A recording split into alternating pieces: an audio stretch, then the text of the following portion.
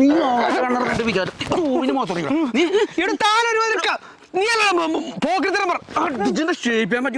ഞാനൊരു കാര്യം പറഞ്ഞു. നീ ചേട്ടാ അവൻ ഷൂവിന് എന്റെ മൂക്കിലേക്ക് എറിഞ്ഞേക്കണെന്ന്.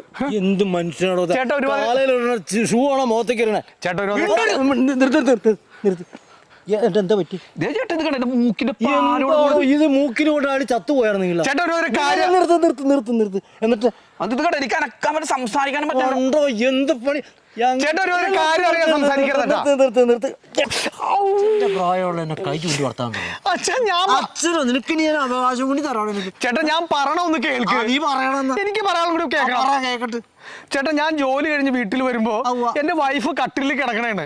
അപ്പൊ ഞാൻ കട്ടിലിന്റെ അരികിൽ പോയിരുന്നിട്ട് കട്ടിലിരുന്നോണ്ട് എന്റെ ഷൂ ഒരു കട്ടിലിന്റെ അടിയിലേക്ക് ഇട്ടു.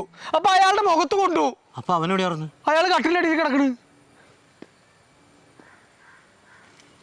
ഇത് എവിടെ പോവാ? ആരാ തെറ്റുകാരൻ? ഞാനാണോ?